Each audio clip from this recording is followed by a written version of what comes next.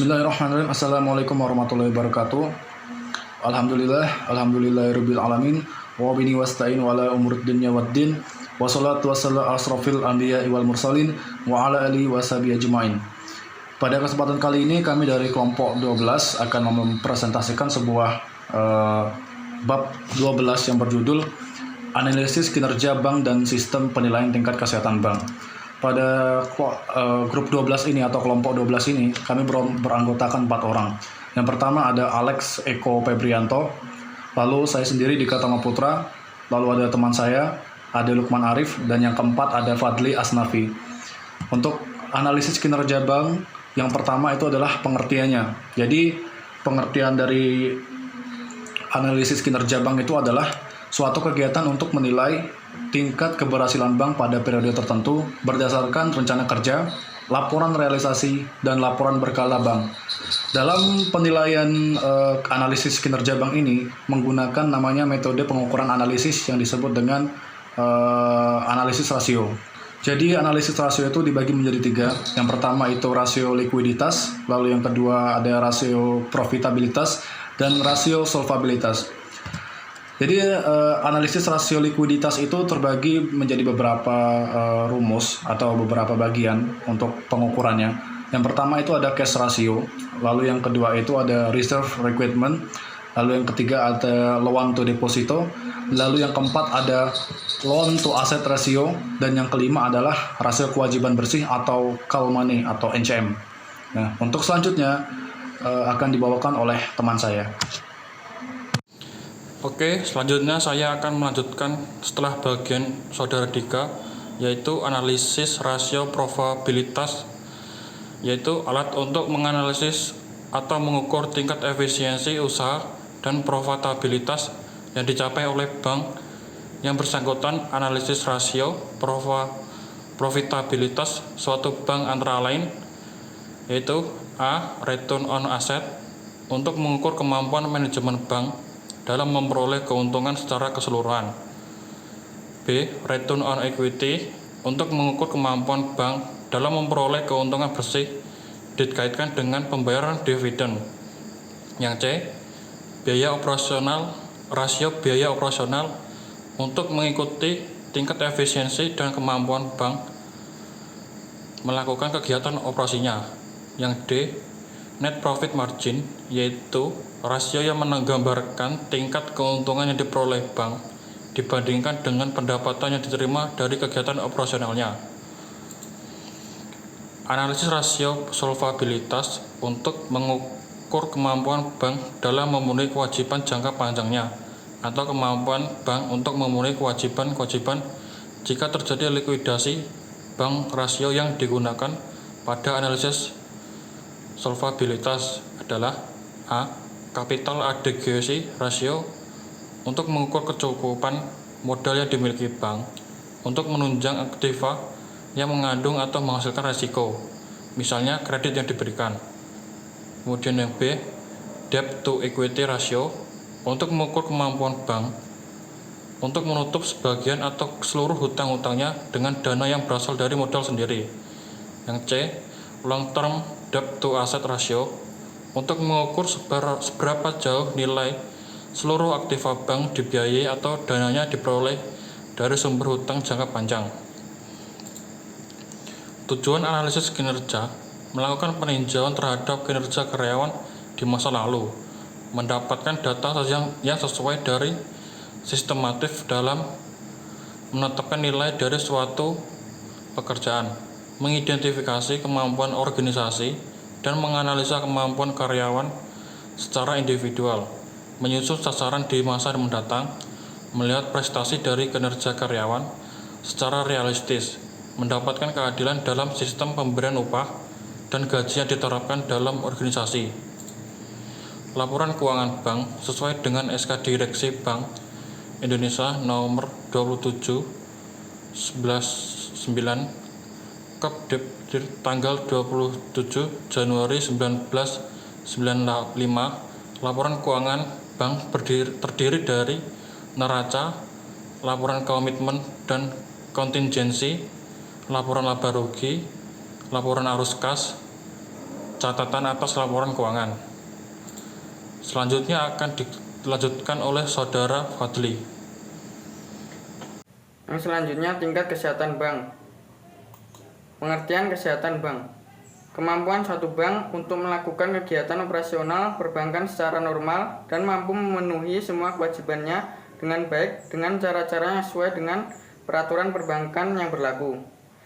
Tingkat kesehatan bank merupakan hasil penilaian kualitatif atas berbagai aspek yang berpengaruh terhadap kondisi atau kinerja suatu bank melalui penilaian faktor permodalan, kualitas aset, manajemen, rentabilitas, likuiditas, dan sensitivitas terhadap resiko.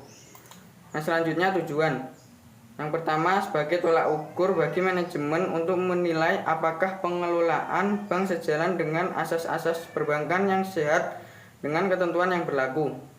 Yang kedua sebagai bahan pembinaan dan arah untuk pengembangan bank baik secara individu ataupun secara keseluruhan.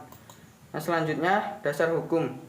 Dasar hukum yang pertama Undang-Undang Nomor 10 Tahun 1998 tentang Undang-Undang Perbankan. Dasar hukum yang kedua Undang-Undang Nomor 3 Tahun 2004 tentang Undang-Undang Bank Sentral. Yang ketiga Surat Edaran BI. Surat Edaran BI Nomor 623 DPNP 31 Mei 2004 tentang kegiatan usaha konvensional. Dan yang terakhir Peraturan BI. Peraturan BI Nomor 610 PBI 2004 12 April 2004 tentang sistem penilaian tingkat kesehatan bank umum. Yang berikutnya adalah penilaian kesehatan bank menggunakan metode Gemels, di mana metode ini menggunakan beberapa indikator untuk menilai kesehatan bank. Yang pertama yaitu penilaian dari capital atau modal, yang dimana yang dinilai adalah suatu kecukupan komposisi yang dimiliki oleh suatu bank untuk melaksanakan kegiatan operasional ke depannya. Kemudian yang berikutnya adalah aset, di mana yang dinilai adalah tingkat kualitas AP, konsentrasi eksposur, resiko kredit, perkembangan AP bermasalah, dan kecukupan PPAP. Kemudian yang ketiga adalah manajemen, di mana yang dinilai adalah bagaimana manajemen risiko dari suatu bank itu bekerja, dan juga manajemen secara umum. Bagaimana efisiensi dari kinerja manajemen bank tersebut. Kemudian yang keempat adalah earning atau rentabilitas, di mana yang dinilai adalah tingkat ROA, ROE, NIM dari suatu bank tersebut. Berikutnya adalah L, yaitu likuiditas, di mana yang dinilai adalah bagaimana kemampuan bank dalam menjaga tingkat likuiditasnya.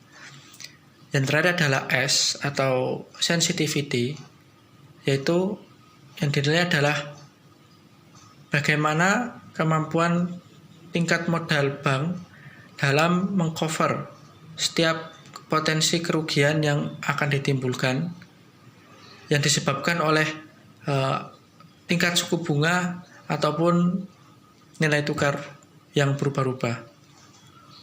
Kemudian dari penilaian metode Gemels tersebut dapat diklarifikasikan menjadi 5 tahapan atau 5 tingkat.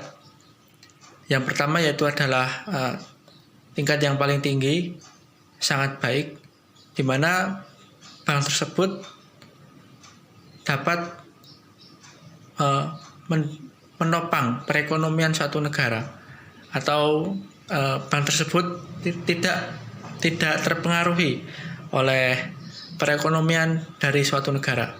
Kemudian yang kedua adalah baik, di mana bank tersebut masih memiliki sedikit kelemahan minor, namun masih dapat dikendalikan. apabila bank tersebut melakukan kebijakan-kebijakan secara segera untuk menambali kelemahan-kelemahan atau kekurangan-kekurangan yang ada. Kemudian yang berikutnya adalah peringkat cukup baik, di mana bank tersebut masih memiliki beberapa kekurangan yang perlu segera dikoreksi. Kemudian yang keempat adalah peringkat kurang baik, di mana bank tersebut sensitif terhadap perekonomian suatu negara, yang dimana bank tersebut membutuhkan tindakan korektif secara segera. Kemudian yang terakhir adalah peringkat tidak baik, di mana bank tersebut sangat sensitif terhadap perekonomian suatu negara dan dapat mengancam bagi keberlangsungan usahanya. Penilaian-penilaian tersebut dilakukan melalui dua aspek. Yang pertama adalah aspek KEMELS itu sendiri. Yang kedua yaitu aspek penilaian terhadap ketentuan-ketentuan yang telah ditentukan sebelumnya. Yang apabila terjadi pelanggaran terhadap ketentuan tersebut, maka akan diberikan sanksi sesuai yang sanksinya tersebut beratnya sesuai dengan tingkat-tingkat peringkat bank tersebut. Mungkin cukup sekian presentasi dari kelompok kami. Kurang lebihnya kami mohon maaf. Wassalamualaikum warahmatullahi wabarakatuh.